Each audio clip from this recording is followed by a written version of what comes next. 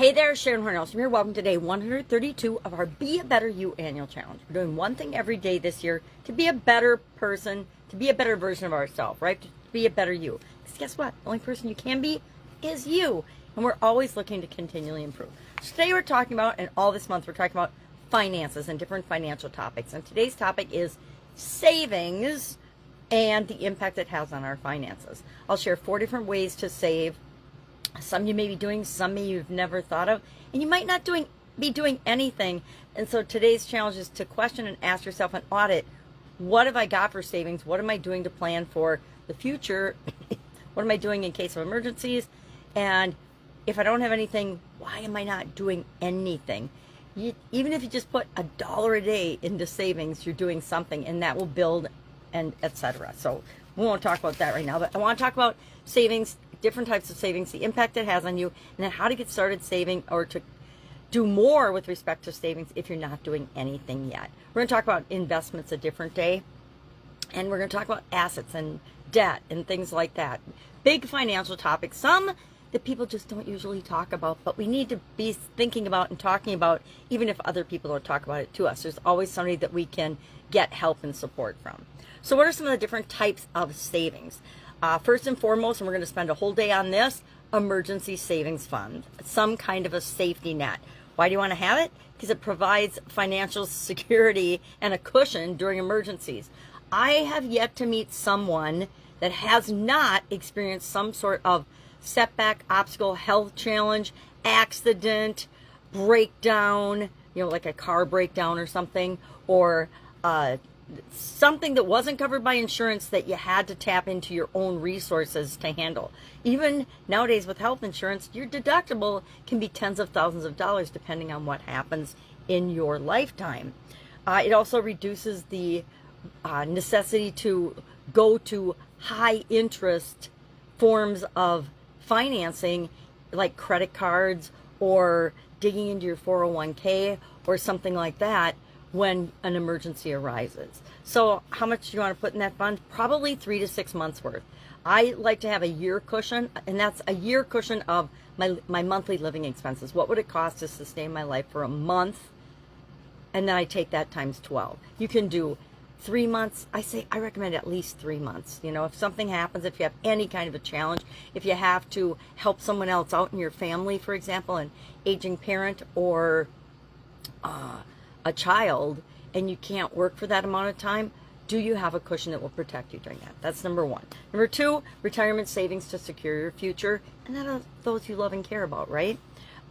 Best ways for retirement savings include, I will echo this, your employee-sponsored 401k plan. Why? Because a lot of employers still have matching funds.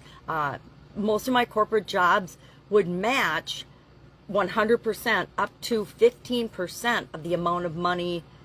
So if I saved 15% of my total salary, or if I invested 15% of my total salary in a 401k, the company's 401k plan, they would match that with another 15%. So instead of just saving 15% toward my retirement plan, my 401k plan, I would be putting 30% of my growth in every single year. And that accumulated to millions of dollars for me over the course of my corporate career.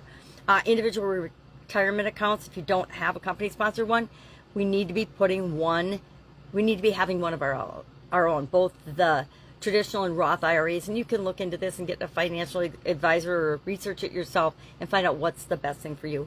Otherwise, self-employed options. If you're self-employed, SEP IRAs, solo 401ks, etc., there's always a way to get tax-protected retirement savings going for yourself. And then the impact on our financial health there is it helps us ensure that we don't outlive our savings, right? And it reduces stress and anxiety about financial stability in our later years, right? The vast majority of people that are of retirement age now either can't retire because they don't have enough to live on. Social Security is a teeny bit of what most people need in order to live. Social Security keeps you below the poverty level, and in America, it's not fun to live below the poverty level. Number 3, investment accounts, growing wealth. Again, we're going to spend a whole day talking about investments, but things like brokerage accounts, real estate investments, stocks and bonds. We want to invest in some of these things versus just a traditional savings account. Now, I have not even looked at the interest on savings lately because it has been so minuscule for so long that it hasn't even been kind of worth looking at. So it's kind of my last resort of where do I put my financial excess or the extra money we have. It's the last place it goes. Number 4, and why do we care about investments? Because the rate of return grows much faster, and that's a faster way to grow wealth and to have more for our later years, or more to spend, more resources available to us than traditional savings accounts. And it's a way to build wealth and protect against inflation. Real estate investing in real estate is number 4 for a way to save. And why? Because it's got appreciation and rental income. So it can be cash flow property. It's also got huge tax advantages. Real estate is one of my favorite ways to save, or I guess invest. I consider real estate more of an investment than a savings type plan, but it is a way to get a better return on your savings than a traditional savings account. Impact real estate tends to be more stable and reliable over time. I'm going to say that because I have gotten burnt by some great big real estate downfalls, but I've also turned those to my advantage. So there's always a way to be successful if you're just looking for it. So how do we go about building wealth through savings and asset accumulation? Number 1, we automate our savings and our investments. Pay yourself first. I say this all the time. You have got to absolutely positively pay yourself first. I recommend that people put a minimum of their 10% of what their take home is immediately into a savings account so they never see it. Number 2, live below your means. It's easy in America and many other countries in the world to spend way more than you have coming in. And that is one of the fastest ways to failure and to disappointment and heartache and other problems and stress and drama and trauma, is by spending more than you can afford. Yep, we all want a treat sometimes, but that's not the same as consistently overspending, living to paycheck, if you've ever done that. And I think almost everyone I know on the planet at some time has, even if it's when we're first getting started.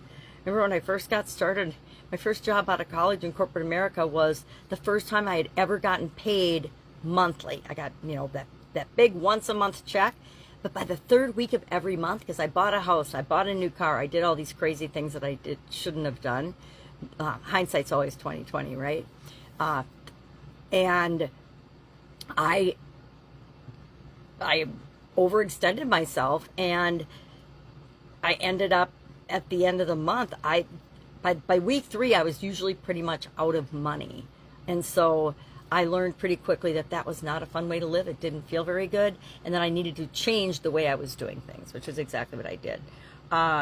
So live below your means because it avoids lifestyle inflation. It also, you can track your expenses to help make sure you're not spending more than you're bringing in. And so that you automatically don't, and you put savings in and pay yourself first. Take that 10% off the top, put it in an automated thing so that you never even get it in your checking account, right? Have it automatically diverted to savings, and all of this can be done automatically now. Most of us are paid, if you've got a job still, through, and I don't have a job, so I don't know why I'm saying most of us. Most folks have automatic deposit of their checks nowadays and their finances. So instead of just putting it all right into your checking account or your debit account, whatever you use, have a portion of it, I recommend at least 10%, automatically go into your savings account. And guess what? If you don't have it, you won't spend it. If you don't see it in your account, you won't spend it. Although there are people that spend what they don't have in their account anyway. Another story. Number 3, invest in income-producing assets. What are income-producing assets? And again, we're going to talk about this when we talk about assets. Dividend-paying stocks. Real estate properties are investments that you don't live in and that can be used to make money. Bonds, business ventures are all ways to invest. And again, we're going to spend a whole day talking about investments. 4, diversify your investments. Don't put all your eggs in one basket. And again, here's another one I can personally speak to. My ex-husband and I had, I would say, 99% of our retirement in stocks in 2008. And if you were around in 2008, which many of you might not have been, but I was, and had all my money invested in stocks. And every day you could watch your stock portfolio going down by 5 and 6 figures. It was a very painful time for those of us that had our investments in stocks. And if we had left everything there and let it come back over the years, it would be fine. But we ended up getting divorced, and the stocks were divested, and the ex sold a bunch of them when they were low to supposedly prevent our losses, and we ended up losing pretty much all of that nest egg that was in stocks. So we want to diversify so that that doesn't happen to us, right? That's why we say have some cash, have some real estate, have some savings accounts, have some stocks and bonds and other different ways of investing. Have a business. I tell everybody, have a business on the side. 5, focus on compound interest. Why? Because compound interest is magical and allows us to have exponential growth, meaning start early, start investing, start saving early. It's never too early to start savings. It's why we start savings accounts for our kids so that they have got a college fund, things to help them, so you don't have to take out a bunch of high yield loans and then whine because they have to pay them back after they get their education, etc. My kids didn't do that, by the way. So what are some real life examples of this? How does this play out in different people's lives? Well, Sarah shared with me that she's an early investor. Her goal is to save for retirement and build long-term wealth. So Sarah started contributing to her 401k at the age of 23, taking advantage of her employer's match. Remember I said we had a 15% match? Most companies I don't think are that generous anymore. I think the last corporation I worked at was probably an 8% match. That's still an extra 8% that I didn't have to pay. And compounded over the decades since I've been in corporate America, it makes a tidy sum of funds. She also invested in index funds and EFTs, which have given her consistently long-term growth. By consistently contributing and letting compound interest do its work, Sarah is on track for early retirement with a comfortable nest egg. I'm just going to share one story because I want to get into how do you go about doing this for yourself? How do you build wealth through savings for you? Because that's what you really care about, right? Number 1, like I said, automate. Oh, we already did this. Automate savings, live below your means, invest in income-producing assets, and diversify your accounts. All right, I guess we're done. Losing track of what I'm talking about sometimes. That's it. So what are we doing today? We're taking a little audit of our current savings situation.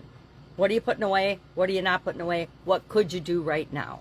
And I'm going to say, then start doing it today. Start doing something today. It's pretty easy to call your bank or email your boss, or not even your boss, email your HR department or payroll, accounting department, and say, hey, I want to divert 10% of my gross into my savings account instead of automatically just into my checking account. All right. Any questions? You know what to do. Hit me up and ask. Let's have an awesome day, and I'll, of course, be with you tomorrow.